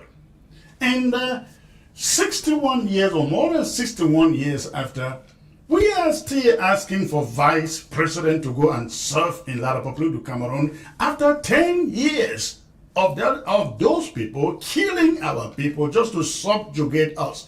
Why shouldn't we be saying we want a president in Boya and not a powerless, empty vice president in Yaoundé? Yes, thank you, Mr. Chris Anu, for that question. And at the same time, you put in your perspectives into it. First of all, I would like to make a correction about my father serving as the Minister of State in charge of Justice. At the time he served there, he was diligent and he gave the right services and improved on the justice administration in Cameroon. He did an excellent job. I'm not saying he did a perfect job, but he did an excellent job. Myself, I'm so surprised that after him, things have been eroding in a way, which I think that in his quiescence, where he could be quiet there, he himself understands that there have been changes. I'm not sure he likes them, but I would like to correct you that he did an excellent job and a dedicated job as the Minister of Justice. And now to the other segment of your question. A president in Buea, a vice president in Yaoundé. This is how I see it. I would like to talk first about the vice president in Yaoundé, because that is the politics that's there now, and we cannot be making our facts now based on some kind of illusions. So the president and the vice president, the president we know for now who's there is His Excellency Paul Biya. And I'll still say His Excellency, like I told you, he's been excellent in navigating the politics in Cameroon. Whether you think, Mr. Chris, Mr. You are Anu, coming across to me sounding like a CPDM crony. No, you see, His Excellency. How can somebody you call His Excellency destroy the country this way, and you still call him His Excellency? It is his title forever until he goes to the grave. It remains his title. It is a title. It's a title, and it's not for you to make that judgment. It is just a title, but I understand your Titles have merit and demerit. In this case, Paul Biya doesn't deserve being called His Excellency. He should be called. Yes, go on. I try to make to correct you about this. My perspective, not just a perspective, is what I believe. Excellent. He's been running the country for more than 40 years. And he has run it very excellently. Please don't cut me. I'm coming. You asked something. No, I'm getting you. Go on. Yes. So he's been running the country for such a number of years. And he has been excellent in the way he's been navigating his politics. For me, it's a miracle. How could he have survived up to 40 years? What's happening? But it's bad. It's about that he's excellent. Like I told you, whether you think he's bad, Satan is also excellent. And we all agree that I agree with you. It's bad. But Satan is excellent. He's really excellent. And Satan runs his own kingdom, and he anoints people also. So that's why when I say His Excellency, I just have to continue to respect everyone with what they do and what they have laid down. Has he got failures as a president? It is obvious he has failures as a president. If I may ask, let me go to Ben, who is about rushing out before I get back to you. Ben, if you have a vice president in the Yaoundé, what difference does it make from Foncha, from Dion Gute, from Ephraim Inoni, from Achidi Achu? I mean, you know all of them. What difference does it make, especially when the president can hire and fire him? Oh, I think Ben is out. Okay, let me pose the question to you, Mr. Itoe. What difference does it make, considering that we've had all these vice presidents? We've had all these vice presidents through the years. They are appointed by the president, fired by the president. They really don't have any powers of their own. We are told the prime minister is head of government and so on. But he has like 4 other prime ministers. 4 other prime ministers. What difference does it make if Frank Biya comes on, appoint Peter Mafani Mosonge, vice president, or appoint Philemon Yang vice president, or appoint Paul Atanyenji vice president, what difference does it make? Does it serve, let me put it in your terminology, does it serve the Anglophones? I see your reaction to that, and I understand where you're coming from. And I would like to say that, when we talk about this thing of politics, you are throwing a lot of hypotheses there in the air. No, these are things that can happen. These are just, yes, those hypotheses. So you just have all these speculations of things that's happened. And that's one of the things you fall into the trap of the way, that's why I say Bia is excellent, the way he does his politics. They've thrown something there in the air and people are talking and talking and talking and guessing and doing all that. We don't know who's going to be there. Is it an Anglophone that's going to be there? We don't know. But what I believe and what I know, let me tell you, hold it there for a moment. Let me tell you what I know. I know for sure because Anglophones are asking for vice president. Bia will appoint Frank Bia Ongongo as vice president. Hand over to them.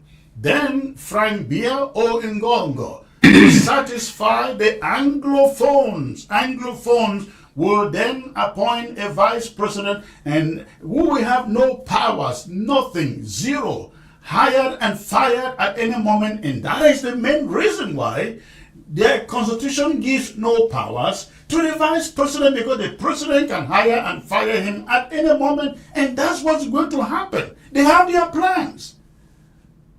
Yeah, but that's your reasonable speculation. That's a speculation. You don't know. You're speculating. We don't know. If it's a speculation, can it come out to be real? It could come out to be real. Could it be that it's an English-speaking Cameroon that's going to be vice president? Yes. And for me, I support that. And if an English-speaking Cameroon becomes vice president, then that means there's a pathway to become president for that English-speaking Cameroon to become president. Because my dream is and belief is that an English-speaking Cameroon someday is going to be president of Cameroon.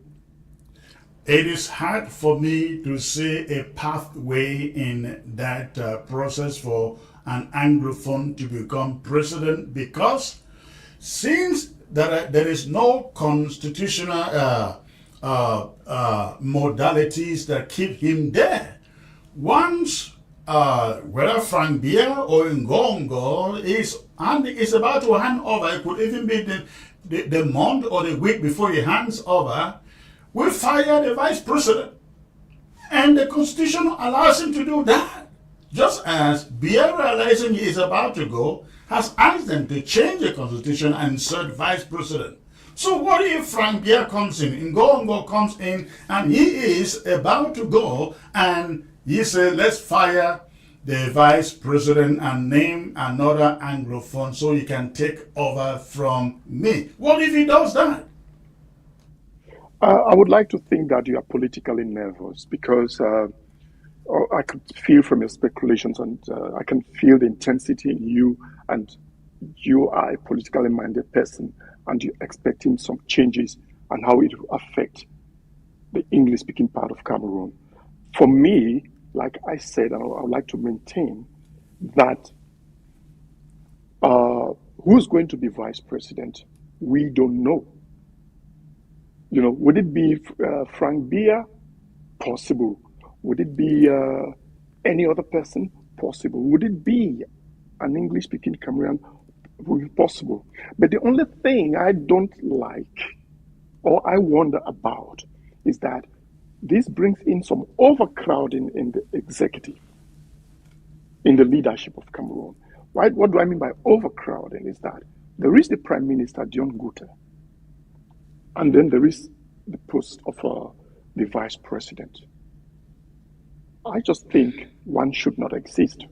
Maybe the Prime Ministership should not exist as we have a Vice President coming in. So I don't understand this, and I think there's going to be overcrowding, and when there's overcrowding, there's going to be some kind of chaotic situation. You reason like a regular person. who want to solve a problem, a situation. They don't reason like you. They create those positions to satisfy people geographically, politically. For example, they want to make sure that Bamenda Keys are represented in this government. They want to make sure that the Fako people are represented, the BLM people are represented, the Northeast are represented, the Anglophones are. So they create all those positions. Haven't you heard of ministers without portfolio?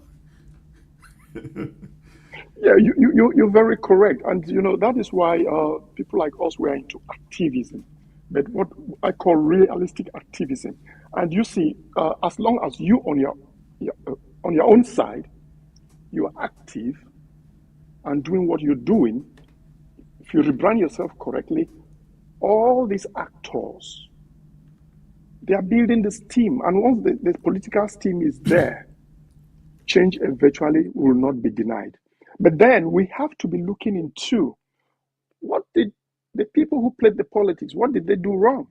What did they not do right?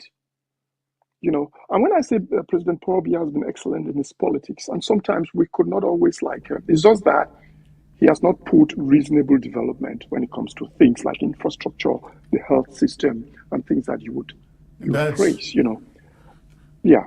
So for me, I just think that, I just think that if we look into things, I just want to say that the problem, there have been different problems in there, and one of them is power politics. Number two is money politics. Power talk politics. The people are interested in positions, and once you give them those positions, they are complacent. And they sing for you, and they hail you, they praise you. Does that happen only in Cameroon? No. Then when you go now to money politics, we're not talking about power politics and money politics. We're talking now about those they put there as leaders, those they vote in the regions and in the municipalities as leaders, and His Excellency Paul Biya, I say excellent because how he understands how to use power politics and money politics, which is something also done in the United States. It's excellently done in the United States. There's nobody who becomes president in the United States without being involved in this power politics, especially money politics. And even when they do as well as they do, you never hear anybody addressing them. His Excellency Donald Trump, His Excellency Barack Obama. But they address the president. They address the president. Yeah, they address the president. But the title of His Excellency is a title that should apply to every good leader or every leader. But Cameroon, they carry it on their head. Africa in general carries it on its head. And whether you are a dictator or democratic ruler, you are His Excellency, the head of state. But let me bring Shay into the conversation here. He's been waiting for a while. I'm sure you agree with me. We don't need an Anglophone vice president in La République du Cameroon. We need a president in Boya because after independence, since 1961, we've seen that there is no relationship between La République du Cameroon and the southern Cameroons. Am I correct? Thank you again for having me once more back. Can you hear me, please? I can hear you, please. What is your problem with La République du Cameroon having a vice president country? How does that concern you? Well, I'm talking in the context of, hold on there. It's a good question, but I'm talking in the context of Anglophones fighting. I saw a newspaper, I think it was in the Post newspaper or the Guardian, calling for an Anglophone to gather, Anglophones together, and also Akere Muna, as I quoted, writing about the desecration of the union by virtue of the fact that the Anglophone is not being given vice president. That's the context within which I'm talking. Okay, I was asking because if Cameroon chooses to put an Anglophone as their vice president, that shouldn't be our business. Of course, our business is that we need an Ambazonian in Buea. That's the point. And I think before I come back to this I topic, think that is an overstatement if you say we shouldn't mind if they make an Anglophone their vice president, because they are not making it for making it sake. They are trying to send a message to the world. We are Anglophones say they are marginalized, but look at who is the vice president. That's the message they want to send out. but that's where the discourse of who an Anglophone comes in here. Are we just Anglophones? We've been having this discourse because the fact is, for a Francophone person, an Anglophone could be someone speaking English, right?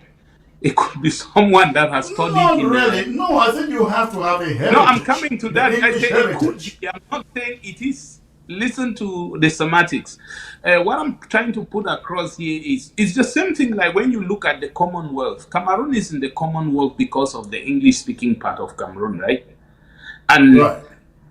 and some people do consider being an Anglophone is speaking English, just the same like you have countries like Rwanda that have made English, they were French countries, but now they have made English their official languages, their official language, sorry. How will you term this, an Anglophone country or a French country? I would call And them an that's why, Anglophone country. sorry? I would call them an Anglophone country because it's national policy. Everybody there speaks English. And what about when they speak both languages? Well, you ask for which language is official, right? Yeah. Yeah, Because English is official. English and French could be official in Rwanda as well, I guess. Or am I wrong? Yeah, they may be, but then remember they made English their working language. Thank you. All right, let me come back to our debate. That was just a comic relief. And another comic relief which I want to take from Mr. Eto'o, which comes back to the issue of this excellence. And I remember when he started the topic, he brought me back to one. I think you had a show on this issue of excellency. Your excellency this, your excellency that, and so on. And I remember, I don't know if it was on ABS TV, but I know that you have had a show on with this topic, and it was very, very excited. And I want to say that when we talk about excellence, we're talking about greatness, the very best. But if we look at excellency as a title, which is what we used to call your excellency, I think it's a word that we know the origin is from Latin, which was, I think they had two words, excere or something like that, and excellencia, which is a Latin word that has been used, borrowed in the English, and it's in English, and it's the use is usually, like we said, for leaders, and also I think the Catholic Church uses that word as well. And for me to use somebody as an excellence, your excellency, we often look at it in a positive way, someone that you can emulate, someone that you can look onto, a leader that you can follow. And when he says that, I think he handles it from another perspective, which I really respect and also learn from it, that for Biya to be the kind of person that we say that he is, and for 44 years or 43 years and counting, and he's still able to manipulate people and be in that position, then he must be doing a very excellent job to be in that position.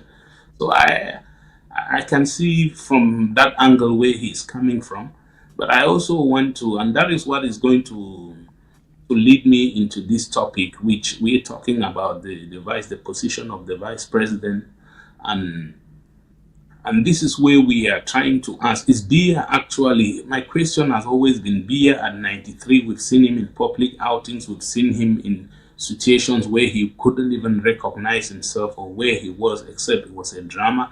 We've seen when Macron came to Cameroon even years back, and Macron became an interpreter to President Biya.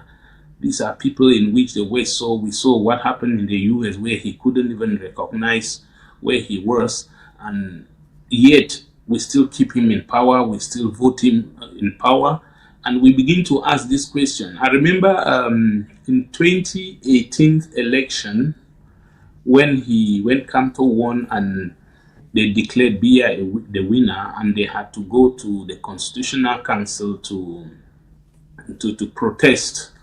There is this SDF lawyer, I think it's led Barrister Sama. I don't know if that is the right name. There was an argument, a word which he used, that the president was incapacitated, and this is what leads into which is one of the reasons I think is leading into the reintroduction of the vice president, which we just had, I think, this April.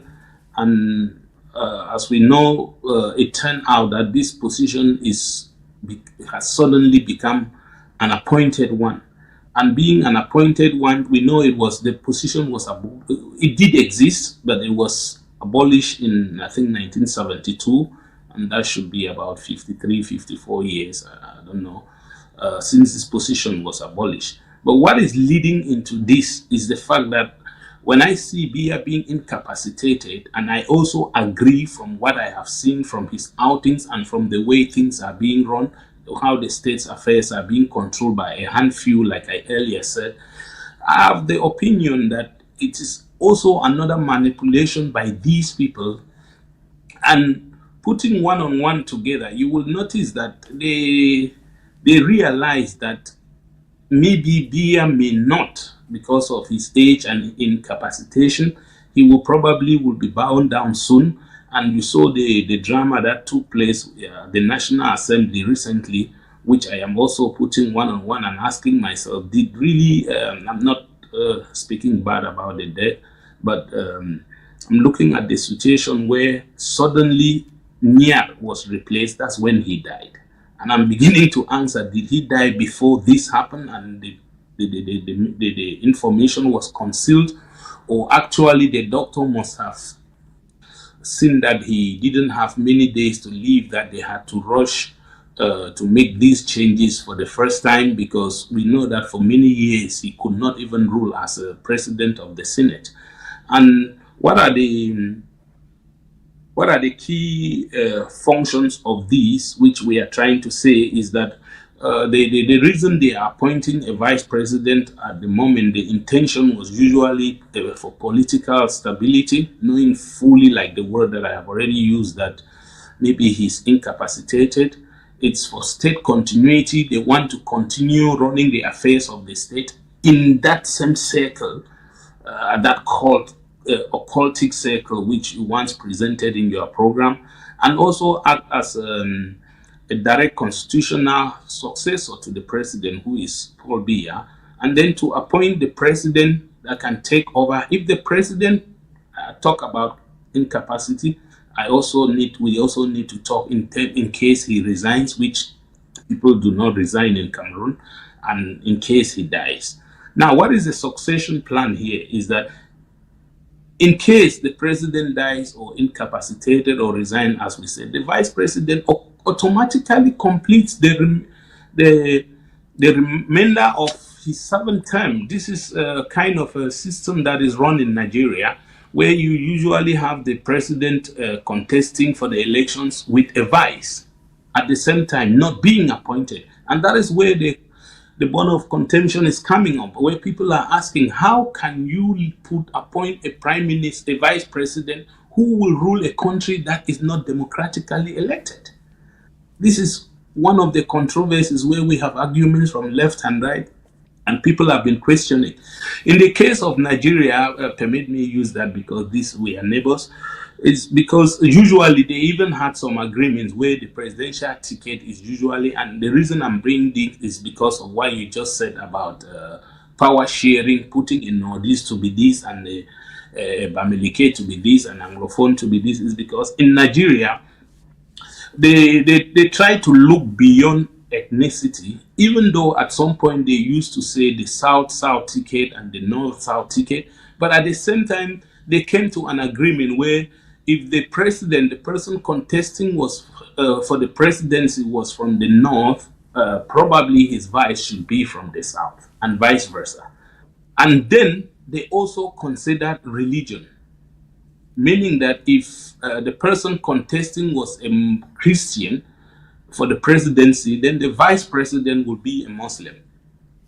But as African leaders, we always go against agreements. Tinubu came in with his own ticket, and it was a Muslim ticket, which he argued that only competent Nigerians they should forget about religion should rule, and he got along with it, and he is in power. Nothing happened. It's the same thing that we see that is playing in Cameroon now that the vice president is going to be appointed. He is only going to play what is called a supervisory role and governance. And what do we mean by that? That he is only going to help in improving the quality of the institutions. And these things that I am saying is not that I support them. I'm just trying to say what they have in mind and what they think they can achieve. And the role is also to supervise specific government departments and some strategic projects. Now, as an advisory role, what does it intend here? That the members of the advisory role, they will include, we have the National Security Council, and then we have the National Economic Council. And these are the people who are going to play the role in advising the president in security issues and economic issues. And what is the use of this? To get government continuity, meaning that they want to keep that clique to continue, like I already said, and that the vice president now, when Biya is not there, you remember for many years now, Biya has not had cabinet meetings. So probably the vice president is going to play that role, or they intend that he's going to play that role in handling cabinet meetings, especially in the absence of the president if he's out, as he's been ruling Cameroon for many years from Swiss and so on. And how is that going to do? It's going to strengthen the executive power, meaning that this position, according to them, is viewed by some as strengthening the executive control. But the sad thing is that the VP, the vice president position, is not elected. All right. Let's, because of time constraint, let me give Mr. Etoy the last word, and then we'll call it a night. We're running over time here. Mr. Etoy, sir. Yes. I just listened to my respectable person on the panel there with his opinion, his perspective. I think they are good. They are really good. But when we have to be looking into, like, the vice president has to be elected and all that, you see, it's true.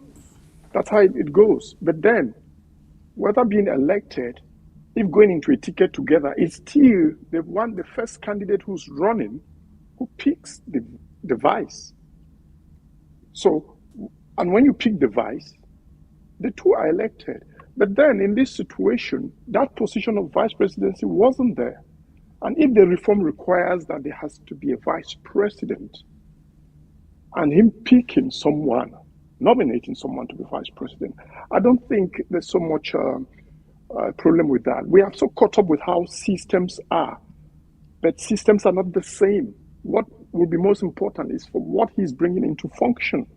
Do I support this idea of a vice president? I'm skeptical about it. I am, because I would want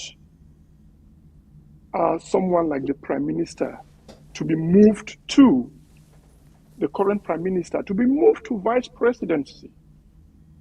Also considering that His Excellency Paul Biya, power was given to him by his president when he was prime minister. So I don't understand why it should be very difficult to shift that power to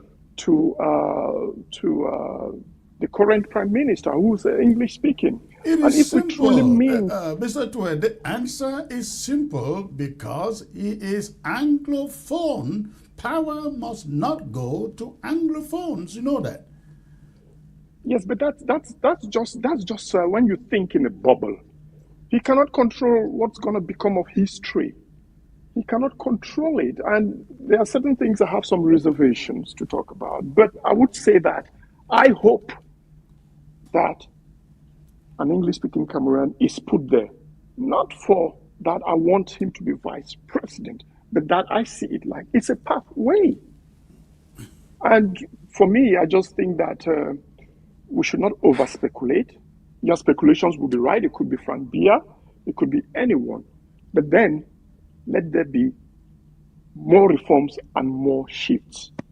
And whether we control whatever, anything that's going to be, no matter how humans have tried to put it in the way they want it, it's always going to shift. I believe in that. And they are in their generation in the way they think about. Things will go so different. We respect them for what they have done. They've not pleased the Cameroon people. The entire team have not pleased the Cameroon people. And we hope that things are just going to be different as they fade away respectfully. Let them fade away respectfully. And let's just see which reforms are coming. And we hold our breath talking about an English-speaking Cameroon president in Boya, because it is possible to have an English-speaking Cameroon president in Yaoundé. Thank you. Well, thank you very much. An English-speaking president of Ambazonia of Cameroon, or Anglophone in the Yaoundé, that what he is capable of doing, surrounded by the bureaucracy that will be around him, and the military that will also be on his neck. Let's hope that a resolution is found, and Ambazonia finds sovereignty, self-governance, and has its own leader. And should that happen, you don't blame them. You blame Yaoundé, because Yaoundé keeps pushing. I mean, heads are rolling now because Yaoundé doesn't want to give them the post of vice president, even though there's nothing in there, isn't it? After 10 years of war, they don't even deserve that seat. Think about it. So, well, anyway, gentlemen, thank you for being part of the broadcast tonight. It was great having you. I look forward to having you back. Thank you for your invitation. Thank you for the participation, and thank you for your modesty. And remember, we are all voices, but speaking from different windows, and we remain the people of Cameroon. Whether you say Southern Cameroon or the French-speaking part of Cameroon, but we are Cameroonians. We remain brothers and sisters. I am Ambazonia. The choice is in front of us. Yeah, but then you Cameroon. Ambazonia is from Cameroon. West Southern Cameroon, so you mean, yeah, you're right. Yeah. Historically, it's Southern Cameroon. So you are still Cameroon. It's just rebranding a name, So you remain Cameroonian, whatever. Okay. With all due respect, things will be different. Let's keep playing our different roles and keep the activism. Thank you. Thank you, Shay. We look forward to having you again.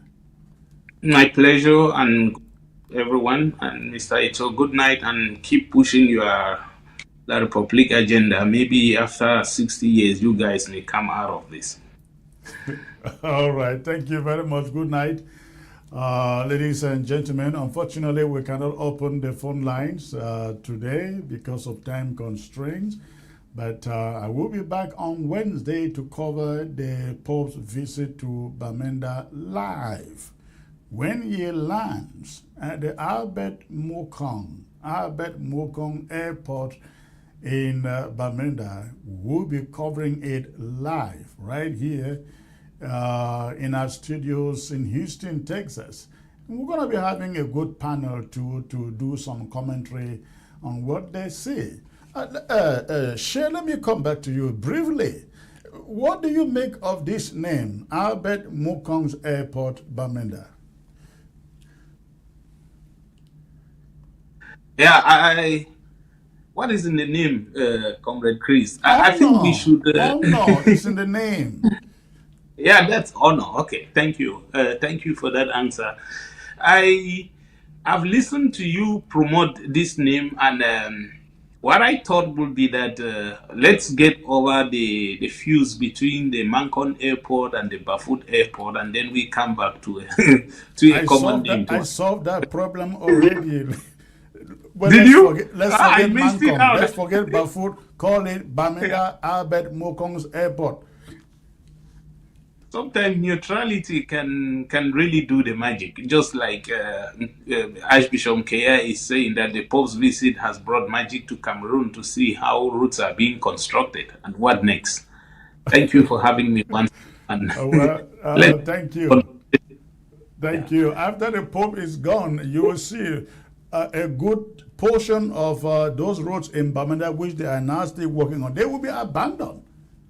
Of course, because that is it for who? They're doing it now for the Pope to come and see. The Pope, once the Pope is gone, you will receive reports from Bamenda. It will take. But before you go, let me find out what is wrong if the Pope had visited the country with the potholes and tested the reality. Because I think all these developments or these patch, cut and nail things are usually probably to hide the reality. I would have preferred a lot of people want the Pope to believe that Ambazonians say they are marginalized, they are neglected, that it is exaggerated, that it is not true. That's why they are rushing and filling potholes and whitewashing the city. As a servant of Christ could go into any length, even with mosquitoes and so on. All these things for me, they are, how do you say, they are just cosmetics. This is not a solution. But I hope that those who are meeting to talk with him will explain that all these developments that I've seen have just been patched up for the short time that he's been here. Imagine, this is to show you also, I'm sorry to take this long, this is to show you how this regime has bad faith. To take less than 2 months to do this is a sign that they could do more. Look at how long and how much the construction they have done within weeks. And we have been crying for this for how many years? Yet they couldn't do, and this is just, it's, for me, it's painful, and I will even call it a sacrilege. Well, once more, again, thank you for getting back. All I know is after the Pope is gone, the airport will return to a military barrack. Because does Cameroon have airlines?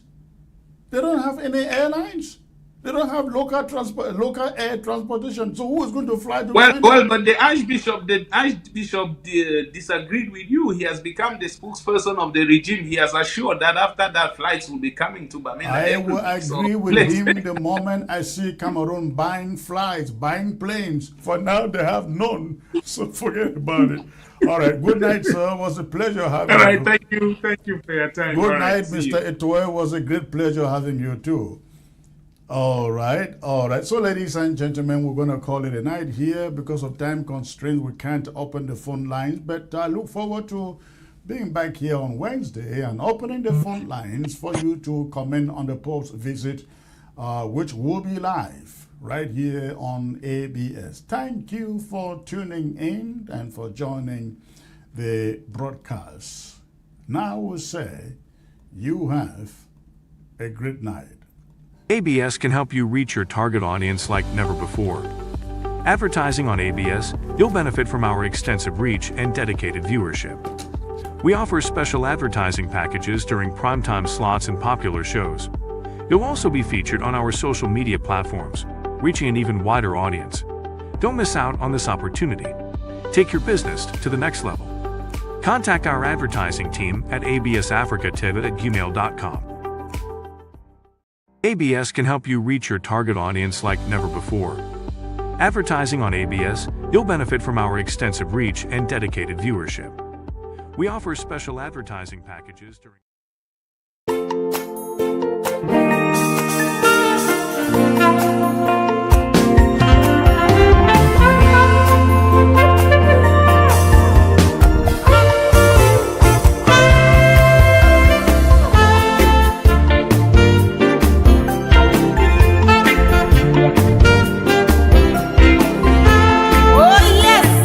Jesus came with grace. We are nothing without His grace.